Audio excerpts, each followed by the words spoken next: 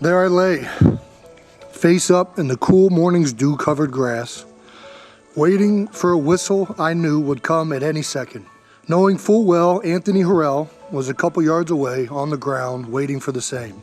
The foreign objects that rest upon my shoulders and head weighed me down and unbalanced my awaiting body. As the whistle blew, I arose, turned all in one motion, and ran at my teammate. It isn't even the collision I remember most, but the feeling before of what in the fuck is about to happen. How is it going to feel? Will I win? Whenever I smell the clippings of a freshly mowed grass, I am brought back to this day. 12 years old, Roxborough Middle School, first day in pads. I've been asked many times, why did I choose football? What drew me to the game? And I never have an answer that gets it right. The best way I can explain it is what draws you to your favorite song, your favorite book. It's what it makes you feel, the seriousness of it, the intensity of it. Stepping on the field was the most alive and free I had ever felt. There was a visceral feeling with football unlike any other sport. The hairs on my arms would stand up. I could hit somebody, run around like a crazed lunatic, and then get told, good job.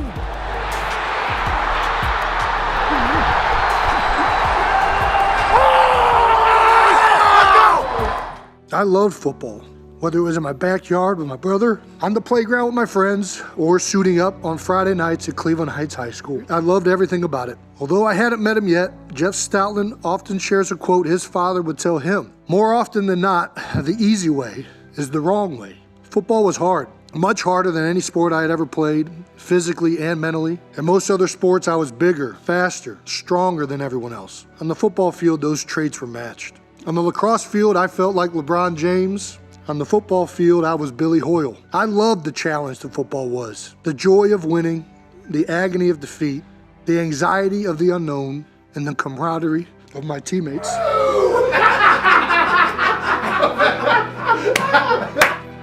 From Cleveland Heights, I entered the University of Cincinnati as a walk-on. As a linebacker, I had no idea what to expect, but scenes from Rudy would often race in my mind. It became apparent immediately that walk-ons would have to fight harder for their opportunities than the rest of the team. I had no stars, no investment from the team or the coaches. I'd have to earn everything, and that's good because I had no clue what hard work was yet. Knowing that I had to earn my respect every day made me committed like never before. In my first college weightlifting session, graduate assistant Jordan Roth put me through the hardest weightlifting session I had ever been through. At the end of it, he said if I could walk around the perimeter of the weight room holding my hands above my head, I could leave. And if I couldn't hold my hands above my head, I'd have to stay and clean the whole weight room. I found out later that cleaning the weight room was something I would get used to. That entire year I consider a blessing. D'Antonio ran a tough program, the weight room was even tougher, and I redefined in my mind what working hard actually was. They pushed me into areas of fatigue I didn't know I had, and for that experience, I am forever grateful to all of them. After redshirting my first year, Mark D'Antonio left Cincinnati for Michigan State, and we hired up-and-coming head coach from Central Michigan,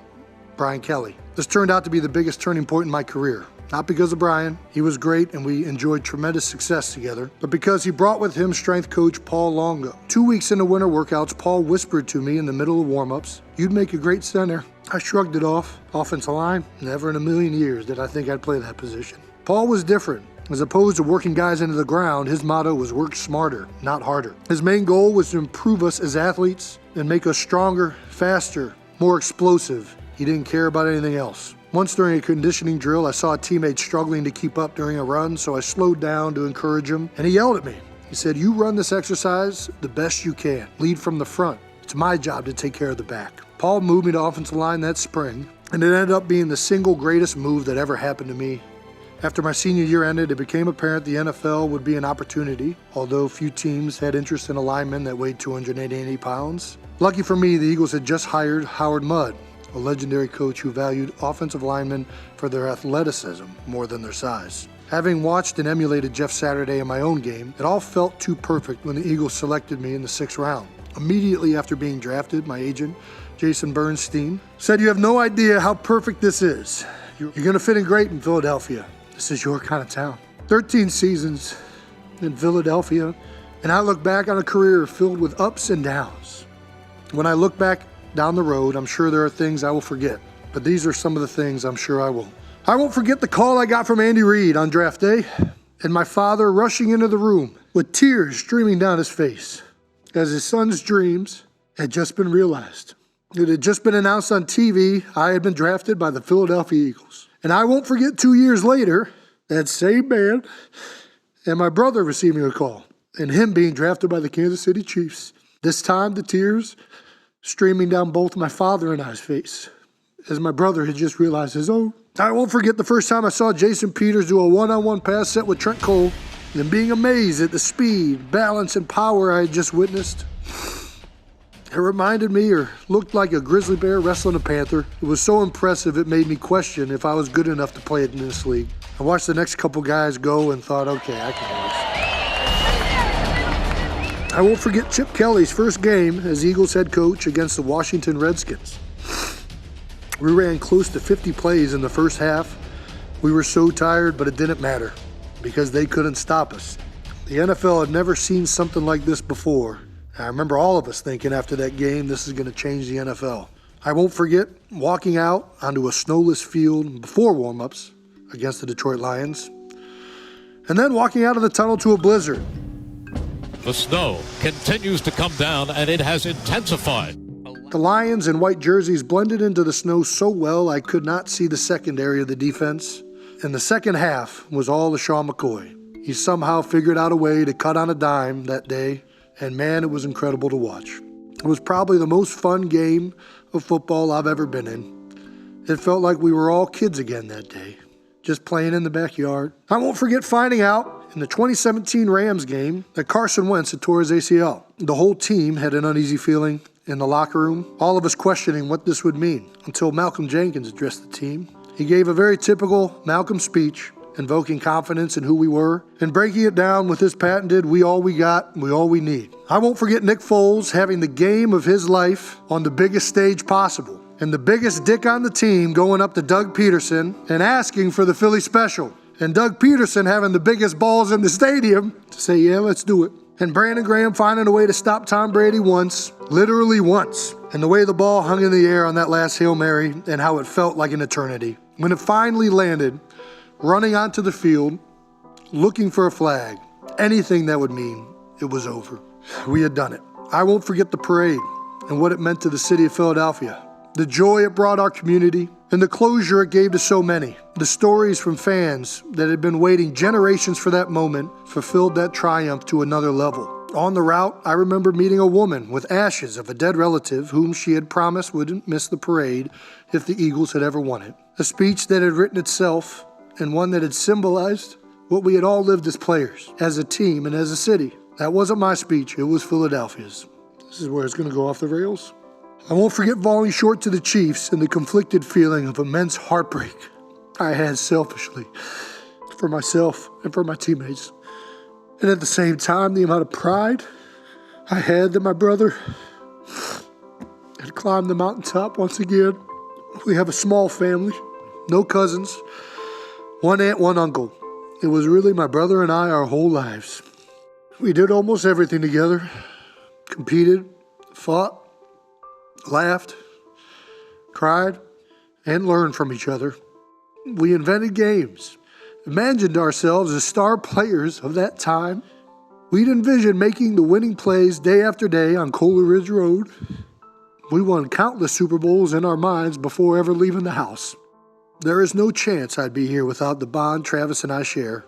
It made me stronger, tougher, smarter, and taught me the values of cooperation, loyalty, patience, and understanding.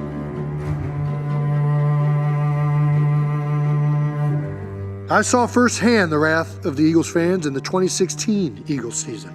And rightfully so, I had an awful start to that season where I was often overpowered, had many holding penalties that cost our team, and looked like one of the worst centers in the league.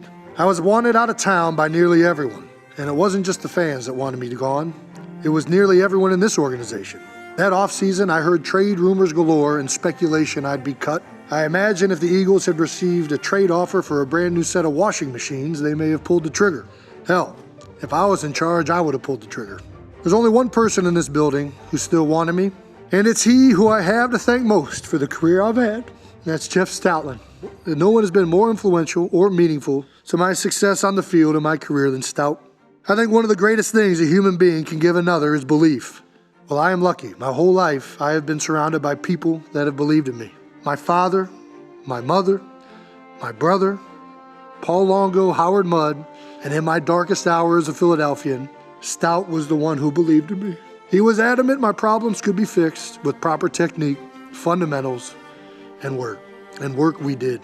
That off-season and training camp, I focused on using my hands better, playing with leverage, proper footwork, and prepared with an edge to prove to myself that I was good enough. The following season, in 2017, I enjoyed the finest season of my 13-year career, not only as a player, but as a team.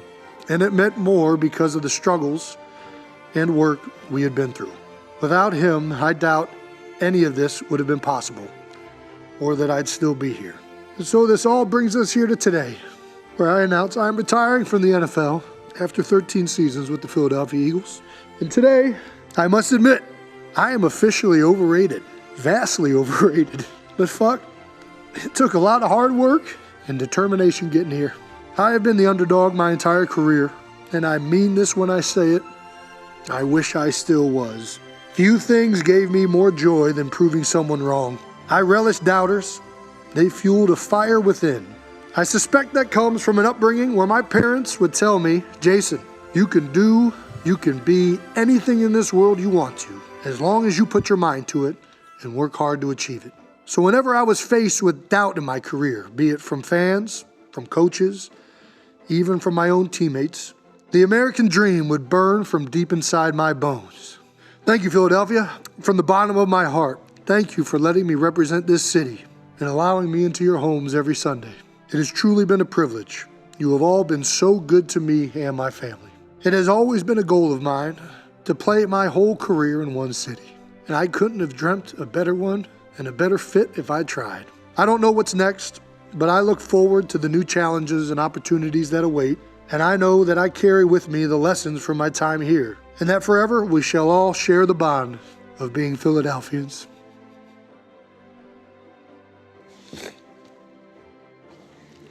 That's all I got.